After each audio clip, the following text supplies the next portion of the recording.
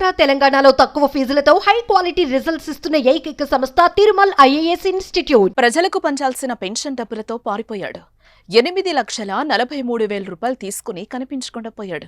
Cut చేస్తే తానే స్వయంగా ఓ వీడియోను విడుదల చేసి తప్పైంది క్షమించండి అంటూ వేడుకుంటున్నాడు. డబ్బులతో పారిపోవడానికి గల కారణాలు భార్య పిల్లలతో కలిసి వివరించాడు. ఆ వీడియో ప్రస్తుతం వైరల్ అవుతోంది. ఇందుకే ఆ వీడియోలో ఏముంది, ఎందుకు డబ్బుతో పారిపోయాడు, మంత్రి లోకేష్ స్పందించి ఏం చెప్పారు?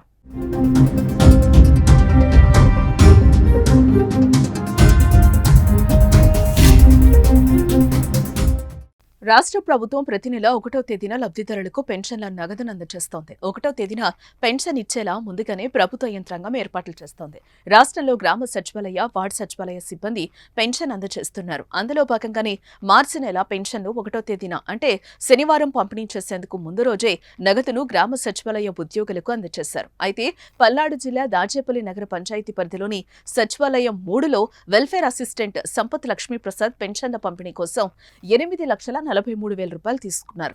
కానీ ఆ తర్వాత రోజు పెన్షన్ పంచలేదు.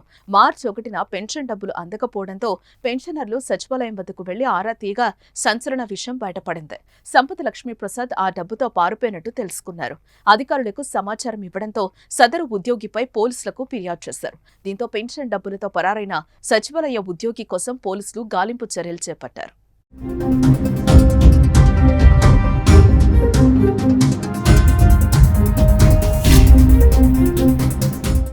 ఈ క్రమంలోనే లక్ష్మీప్రసాద్ ఓ సెల్ఫీ వీడియో విడుదల చేశాడు. తను ఆన్లైన్ బెట్టింగ్లో చాలా డబ్బులు పోగొట్టుకున్నానని, దీంతో అప్పులు పాలయ్యానని వెల్లడించాడు. ప్రభుత్వ సొమ్మును వాడుకున్నందుకు తనను క్షమించాలని కోరిన లక్ష్మీప్రసాద్ నెల రోజుల్లో ఎలాగైనా చేసి మొత్తం డబ్బులను చెల్లిస్తానని హామీనిచ్చాడు.